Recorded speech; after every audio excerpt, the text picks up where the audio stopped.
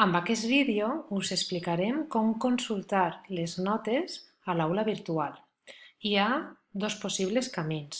El primer, des del mòdul o assignatura que us interessa consultar, busqueu el bloc Administració.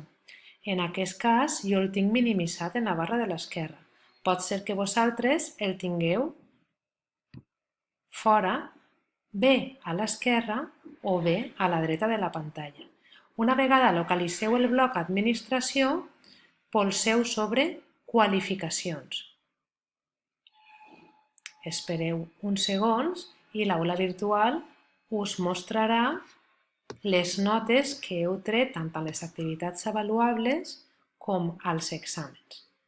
Una altra manera de consultar les notes, si no és a través del bloc d'administració, és polsant sobre el vostre nom en l'extrem superior dret de la pantalla.